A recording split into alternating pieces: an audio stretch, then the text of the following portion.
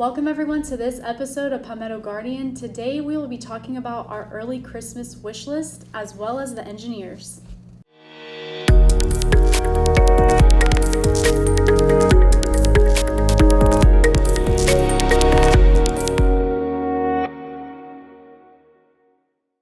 Welcome everyone, I'm Specialist Chelsea Baker. And I'm Specialist David Erskine. And if you hear any noise in the background of this video, it's because the museum's doing some work downstairs. Yeah, they're always doing work. They're always doing work. They're very busy. There's a lot of stuff to work on in the museum. Like the studio. So, obviously I really feel like it should be I, but I guess technically it's we. We put this together because I watched other podcasts and stuff, and people were just doing it in front of blank walls and green screens and stuff without actually green screening anything out. And I was like, I just don't like that. I was like, we need a little something more. We got to be a little bougie. We got to set ourselves apart from all the other. That's right. We got to lead. We got to lead from the front because that's what South Carolina National Guard does. And so we built this, but we're still looking to improve it. Yes. We definitely need a new table. Yes. The table is. It's worked so far, but once we get all of our new equipment, hopefully. Fingers crossed. We've been. Yeah. Every week. Everything. So let me. I don't want to. It's not hopeless. I'd actually like to thank Staff Sergeant Parsons over in DOL. She has been excellent with helping me kind of walk through the process and make sure I have, everything together in PR. And I can't believe I'm going to do this in public, but I'm gonna thank Sergeant First Class Cash, and also. I just picked. He was my NCOIC when I was over in PAD, but he also helps me through the process of getting the PRs and all that stuff in. So we do have some new equipment coming, yes. Mics and stuff like that. And for those folks that have had some issues with our audio levels or whatnot, and in and out and being quiet and whatever else, hopefully that'll help fix some of that. In the long run. Yes, we're not blinded by it. We know that there's a problem. We're trying to fix it, I promise. We're trying. We've tried a couple things, and in all honesty, we probably could put a little bit more time into the audio editing and stuff like that and running it through some filters and whatnot, but it still doesn't always sound right. And just to be honest with you, we're tearing through podcasts left and right.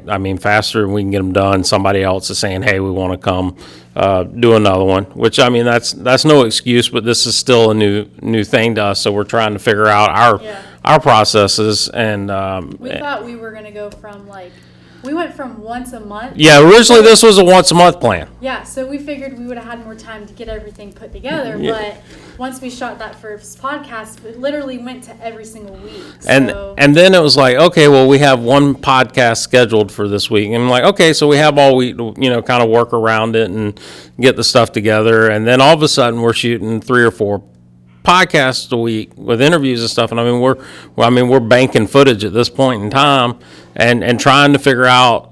We had a half a meeting the other day with everybody, just figuring out where we were going to plug and chug, what people in on what dates and stuff like that. But anyway, back to the studio and the set, because that's really what I want to talk about, is, at some point in time, we would like to upgrade this. Yes. I did a pretty good job on this set. Don't let him fool you.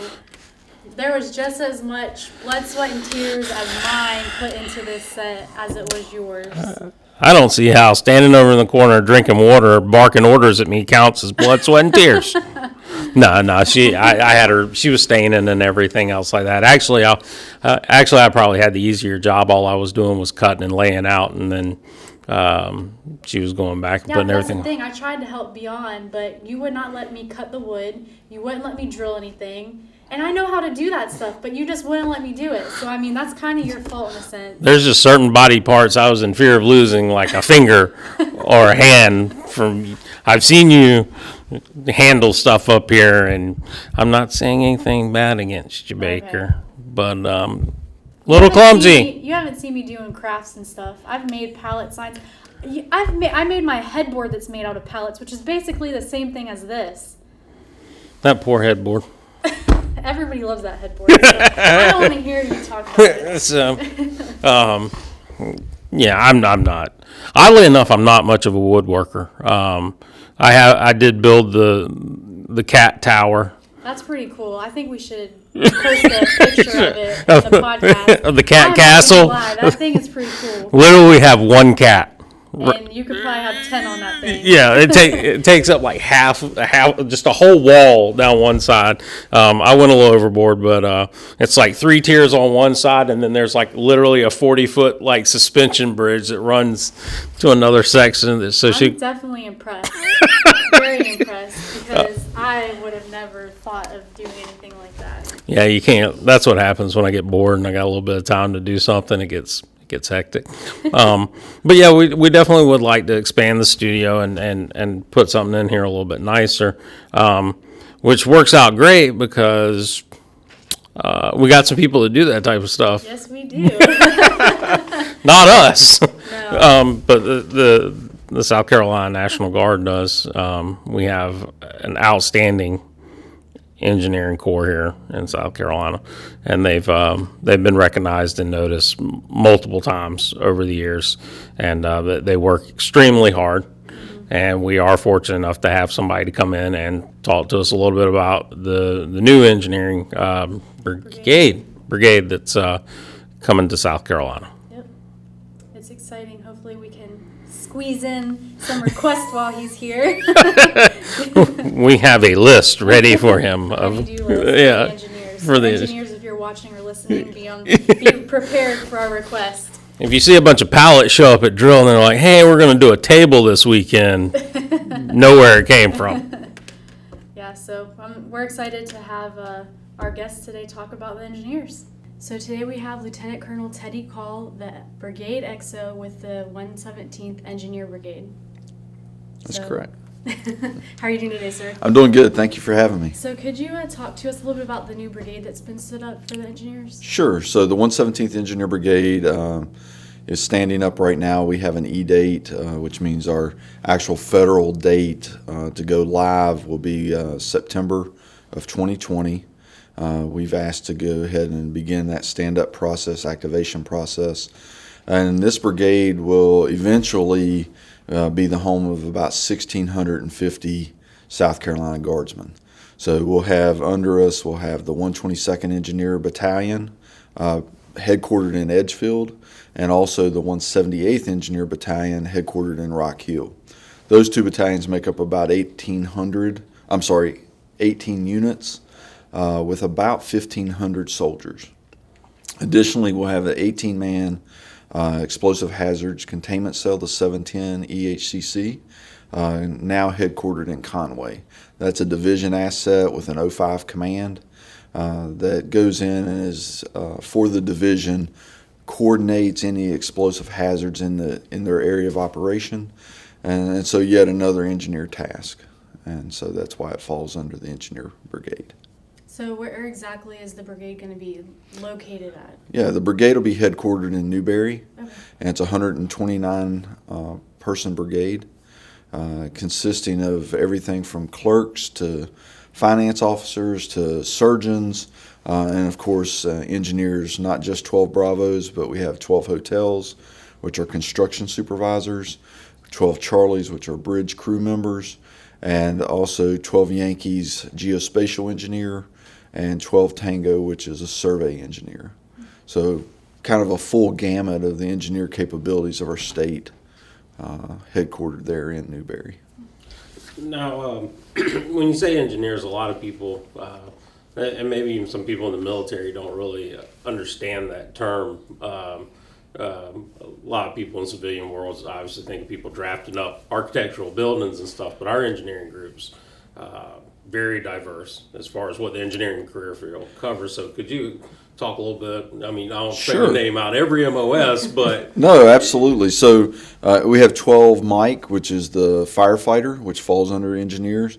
So these are firefighters that go through training, and they gain what's called an FSAC accreditation, an International Firefighter Safety accreditation. So these guys and girls can work at any fire department really in the nation. primarily focused on aircraft fires here in South Carolina. So typically they'll be teamed with airfields and Air Force or aviation assets through the Army. 12 Tango, as I mentioned before, survey and design. So these are the folks that you see out beside the road with the tripod looking through the device downrange to make sure the points are laid out properly.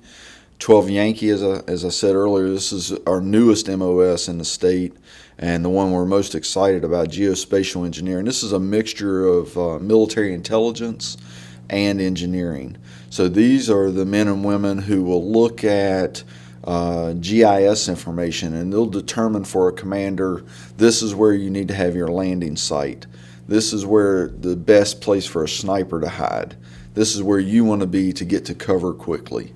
So they can actually look at imagery from UAVs or satellites and better help the unit survivability, which is one of the core missions of engineers, help a unit survivability on the battlefield. So it requires a top secret security clearance, and it's a tough school, 10 weeks of basic training, 20 weeks of AIT.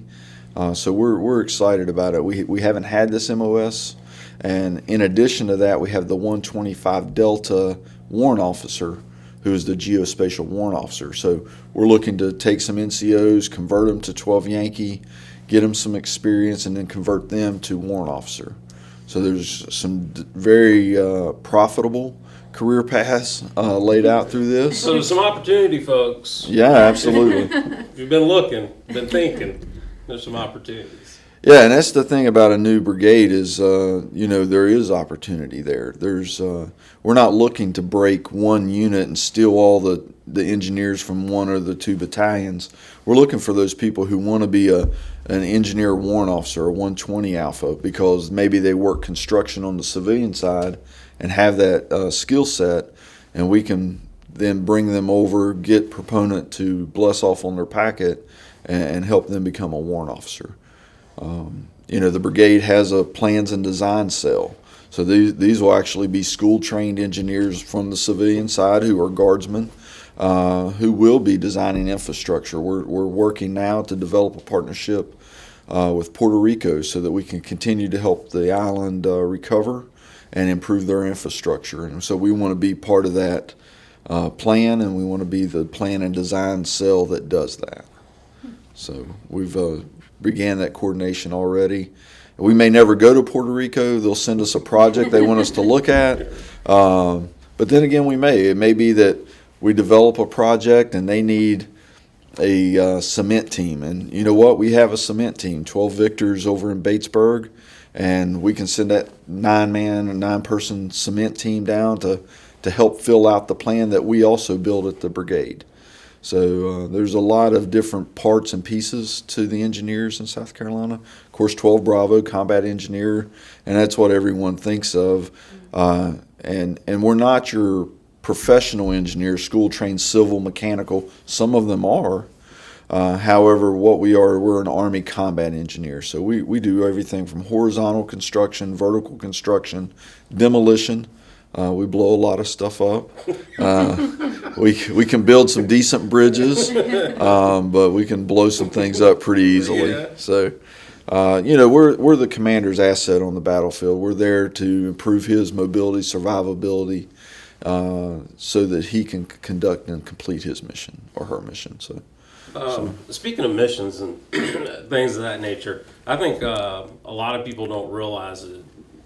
On our DISCA missions or our natural disasters, there's no group maybe in the state that puts in more work and more hours than the engineering. I'm glad you recognize that.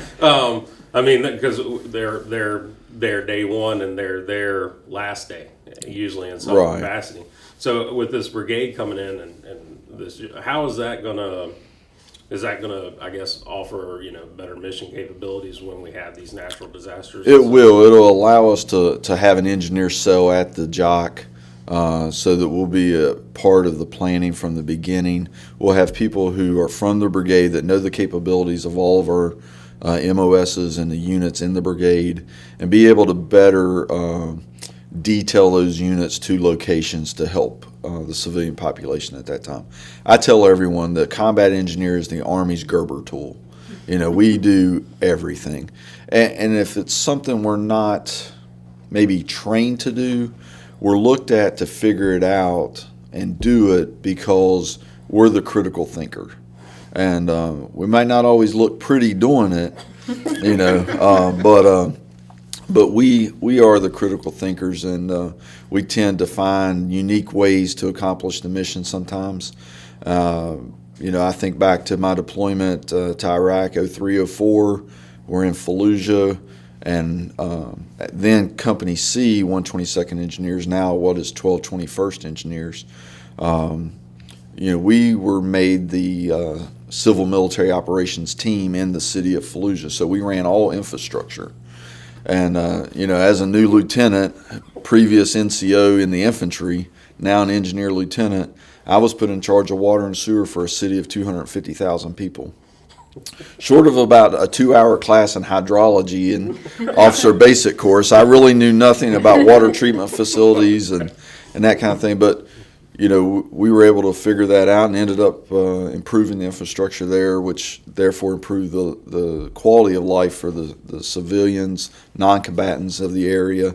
And it kind of eased our stressors in that environment because we were making life better for the population.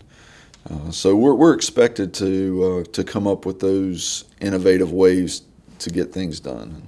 And again, I've spoken at 12 Bravo graduations, and I tell everyone, you're now the Army's Gerber tool.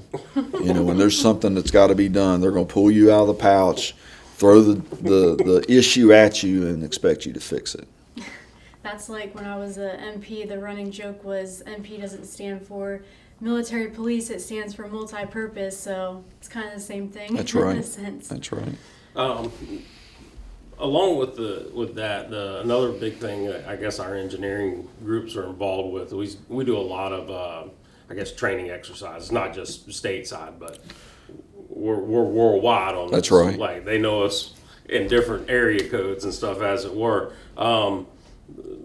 What type of impact does that have, being able to, have a brigade level now for those type of operations? Sure. So as I mentioned before, we're looking at a partnership with Puerto Rico to help with that. There will be, points where we have to send people down and have coordination visits and things like that. We've built bridges in Romania in the last 5 years. We've been parts of multinational exercises. In about 12 days, a majority of us in this new brigade are going to be heading to Jordan to take part in a 23-country multinational exercise. We are looking to I don't want to say never, we are looking to limit the number of ATs we do in the state. We're looking to limit the number of ATs we do in the states. We think that there's a direct correlation into building and a training plan that looks out 2, 3, 4, 5 years down the road, and every year you're building to a culminating exercise, maybe with a partner nation or with an active duty component, and hopefully that's outside of the country, so that helps with extensions and reenlistments and retention of our personnel, because we are investing a lot of dollars and training time into our personnel, and we want to keep them. We've got good people in the South Carolina Guard, and so we want to keep them in. And we think the way to do that is to have engaging training that gets them to see parts of the world that maybe otherwise they wouldn't see, and not necessarily always in a combat zone. So, I know. Excuse me. Another group y'all work with a good bit is the state partnership program, working with the Colombian Army and That's correct. Their engineering group. Have you had any interaction or availability into that, and how that? We have. So, in fact, today, General Owens and Colonel Fowler are in Bogota with the Colombians, and Colonel Fowler's the brigade commander, and so they're making that new coordination with him as the new brigade commander coming in. so that we can continue to foster that relationship. They've attended our castle rallies annually. The engineers in the state, the Palmetto chapter of the Army Engineer Association, hosts an annual castle rally, and it's a military ball with military members, spouses, and Army band, the whole deal. And it's a night of recognition for our engineers who have achieved, in some cases, lifetime awards, and in other cases, they've maybe won a competition within the last year and they're being recognized. Typically have a renowned speaker that comes in from somewhere in the nation, and this year we've got the Deputy Chief of Engineers as well as a award-winning author who's going to come in. Andrew Carroll will be here and is actually providing NCODP, ODP for all Guards members that want to attend on Friday, the 2nd, tomorrow, here at the TAG Auditorium. So we try to build a good event to get the families involved, but also recognize our achievements over the year. Kind of back to you mentioned achievements and kind of back to the natural disaster stuff, but I don't know if everybody realized, like, this last storm we had this past year, like, our engineers got a lot of praise. Absolutely. For the stuff. I mean, even the U.S. Army Corps of Engineer folks came down, like active duty people were coming down. Chief of Engineers, right. 4-star, right. General Semonite. You mind telling us, I guess, a little bit about why they were so interested in our engineers at that point in time? Sure. The mission, the primary mission that the engineers had was to keep mobility operations open for the town and the area of Myrtle Beach. Due to flooding, Myrtle Beach was almost cut off from Conway, and there was no way in or out between Georgetown and Conway. Myrtle Beach almost became an island during this time, had it not been for the 178th Engineers and the 122 Engineers and leadership as well, moving and working with DOT, working with the power companies there in the area, as well as the Corps of Engineers, to ensure that flooding didn't escalate to a point where they were totally cut off. So that got a lot of recognition. The president came to see what was going on as well, and those men and women of those two battalions did an excellent job representing, one, the Guard, but also showing what the citizen soldier is all about. So. Yeah, I was fortunate enough, I say fortunate enough, you hate to be involved in anything like that, but I was able to go down there while they were actually working in that area and take some photo and video and stuff like that. And I mean, these folks were busting rear ends down there. It's a hard, dirty business. But. Yeah, you don't think about it. If you watch it from a distance, you're kind of like, oh, look, they're filling bags of dirt. And putting, blockades in place, whatever. But when you get down on the ground, I mean, these guys, the gang and gals were tired, they were hot, and they were working long days, and none of them were complaining, none of them were stopping. Well, I think all citizen soldiers at that point in time realized why they joined the Guard. And it's not so much, yes, we'll answer the nation's call, but it's also to respond to our neighbors and to help our state improve. So I think it's that's the realization that you come to during a DISCO event is, this is why I'm in the Guard. This is why I'm not in the reserves. This is why I'm not on active duty, because I can make a difference where I live. So, now with all this, and obviously y'all are brand new. Sure. I mean, like super new. What's kind of your hopes and dreams, as it were, right now to where you want to take this thing with the? Yeah. So along with Colonel Fowler, I mean, his motto is "Be the best," and so our actual brigade motto is "Over the top," and that came from a story of the Battle of San Miguel in World War I. There was a 117th Engineer Regiment from South Carolina, part of the 42nd Infantry Division in Europe. And the quote in the book said, at the Battle of San Miguel, the engineers went over the top, meaning they came out of their trenches, conducted their sapper task, and then fought on as infantry, which was their normal activity. And so from that, we got over the top. And, of course, the response to that has to be fight on. So that's our salute, and response by our officers is fight on. So we hope and we are planning to be the best brigade, not only in the state, but we want to be the go-to engineer brigade in the nation. So we want to build a team that's committed to that knows what hard, dirty work is, and will continue to do that. So That's good. Yeah. Go play in the dirt, as it were. that's right. You know, that's another career we were talking earlier. 12 November, equipment operators.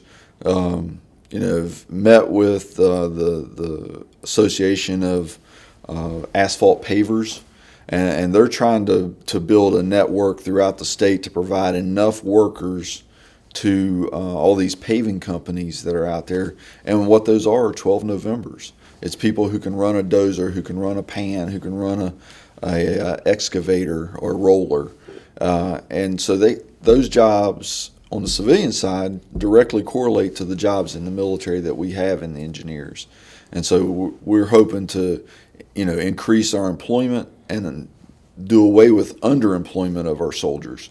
And we think we can do that as well as building these civilian relationships. And so that's a job market out there that pays really well, good benefits, and you can use the skills that the military has trained you for to gain that civilian career.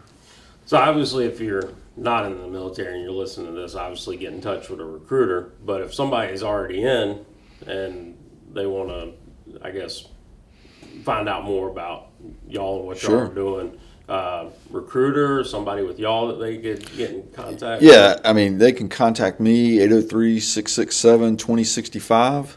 And that's your voicemail just filled up that fast. That's the former recruiter in me coming out. But myself or soon to be Sergeant First Class Trevor Dean is our readiness NCO. Okay. Sergeant Major Michael Cook, who just left the AGR section, is our operations NCO. So right now we're the 3 full-timers standing this unit up. As I mentioned, Colonel James Fowler. Any of us will be more than happy to help any soldier that wants to come to us. We'll do an interview, find out what your line scores are, especially if you're on the fence of whether or not you want to extend and stay in. If you're coming to the end of your first term of enlistment and you're thinking, you know what, I came in as an 11 Charlie and that's just not the career I want to continue doing. I'd really have an interest in maybe doing one of these engineer careers.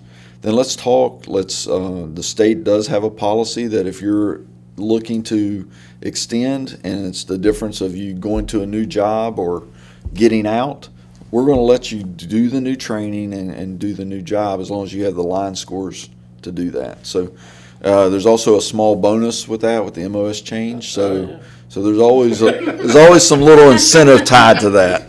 Throw that in a little nugget on the back. Yeah. So come play with the cool kids and go to neat places and learn a new job that can help you in the civilian world as well. Yeah. I'm glad that we keep hitting on that because obviously we had the tag and the Sergeant Major in here talking about retention, and we've had recruiters, and a lot of people I think don't know who to ask or what to ask. When I enlisted, I wasn't thinking about being an MP, so it was nice that someone kind of saw my potential, gave me advice, and led me in the right direction. Sure. So having you come here, sir, and talk to us about this, hopefully this reaches out to a lot of soldiers who are at that point and on the borderline and can say, hey, maybe it might be something I'm interested in. And because we were talking about engineers the other day, and I was like, I had no idea that it involved all these different types of jobs and Sure. how you guys mesh into one. And the bridging unit, I've never been able to go see it, but I've seen the photos that some of our guys You're have missing taken. out. I know. I've been to the combat reclass. That was awesome. Yeah. I got some Sure. good footage of that. So I think that Where else can you go to get paid to be on the lake Yep. in a boat, floating around, driving around, Strom Thurmond Lake, Yeah. out there on the border of South Carolina and Georgia. It's a great area. It's a great environment. But, again, that mobility mission of the engineers, they're providing that linkage between, a wet gap crossing so that the combat commander can get his troops, his vehicles, or his supplies across to where he or she needs to go. So I mean, it's a great job, and again, you get to be on a boat. I mean, we don't have water skis or ropes, but we have boats and life jackets. So they mentioning them too. They kind of back to the storm thing last year, but they got some recognition during the storm.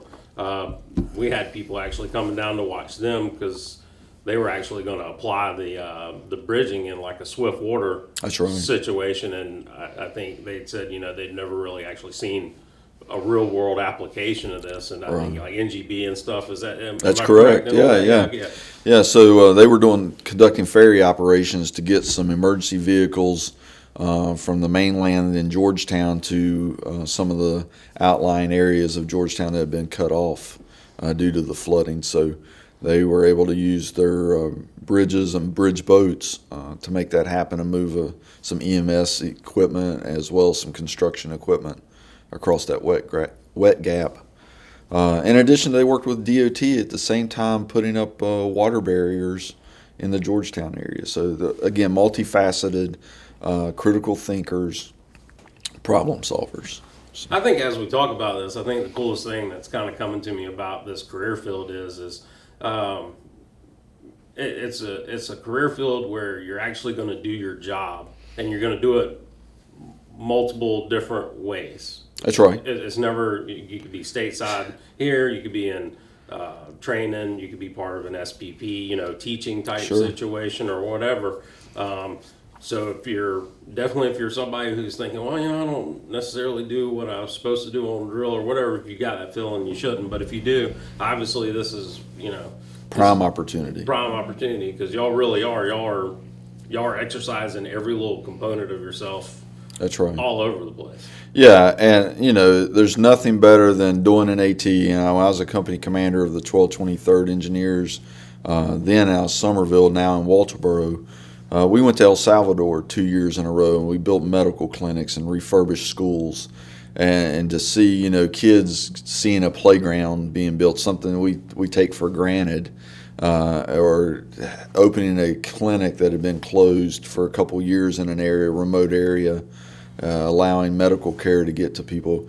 I mean, there's just nothing better. It is cool. I will tell you, I was infantry for 12 years. It is cool to go shoot stuff, blow stuff up with mortars, shoot and drive Bradleys. All that is awesome. But at the end of that AT, you can't really go look at that target and look down range and see.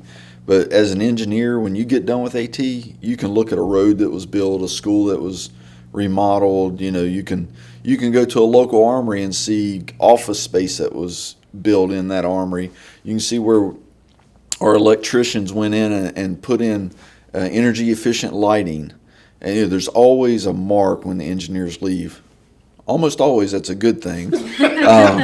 But no, it's really it gives value to what you do. So when you can leave an AT and look back and say, wow, we did some pretty awesome stuff, and the proof's there, and I remember building signs for other units.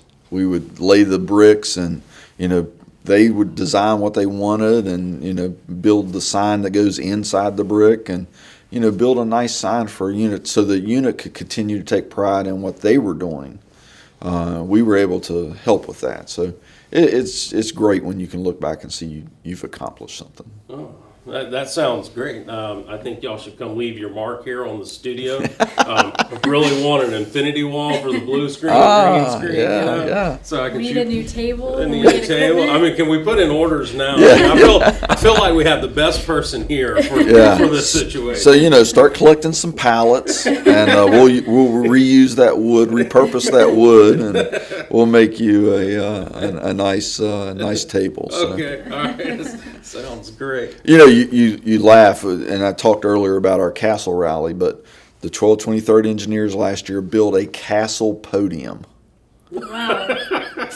So that we would have it for engineer events. Yeah. I mean, it's that kind of capability. We have those carpenters, those electricians, plumbers, equipment operators. We have the people that can do all these different jobs. And now I had a little personal story into this. My stepfather, construction. Okay. He worked for the Department of Corrections, and he owned his own company.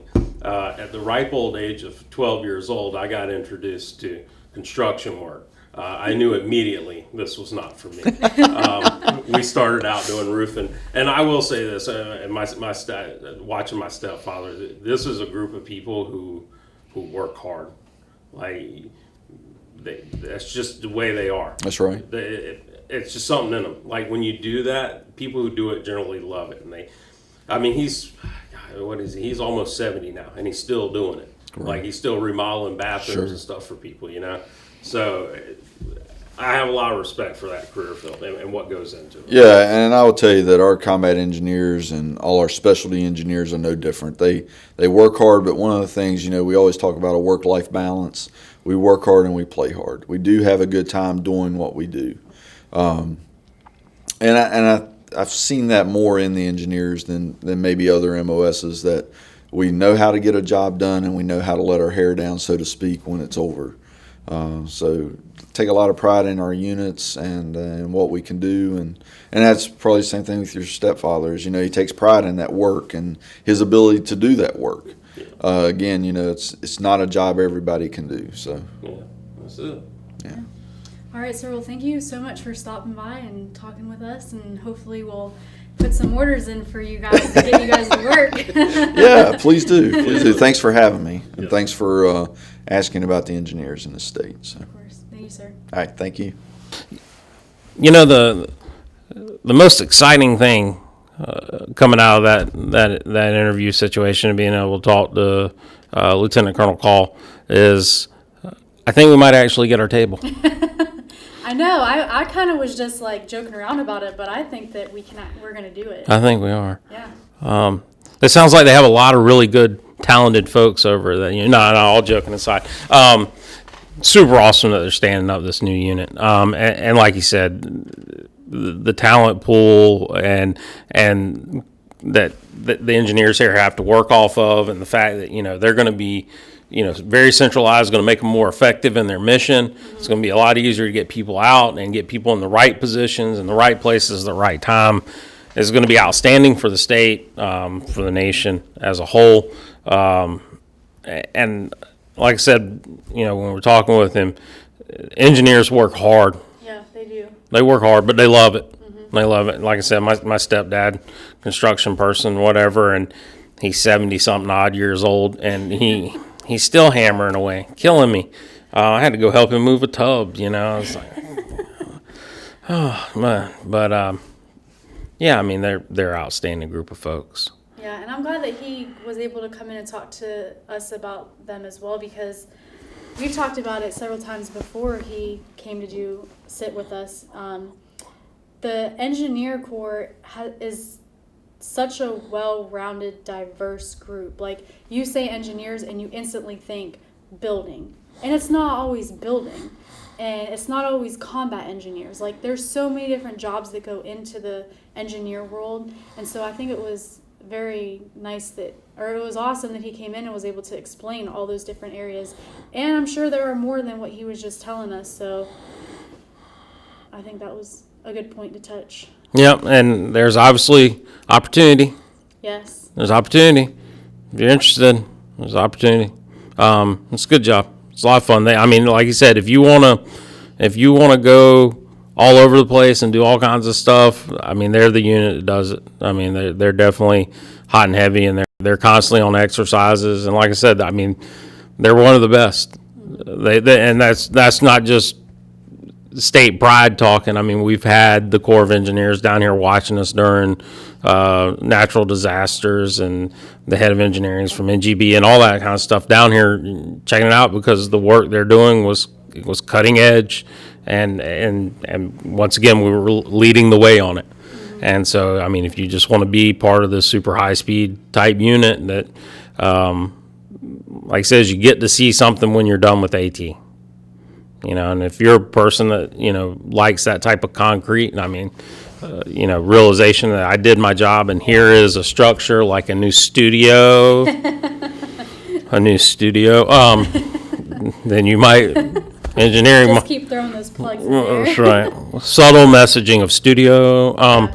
But yeah, that's where you should be. I that's another point you brought up is I like that he brought up how when you go to drill weekends or to your annual trainings or whatever the case may be, they have something physical there that they can see and they know made an impact. It's just like us.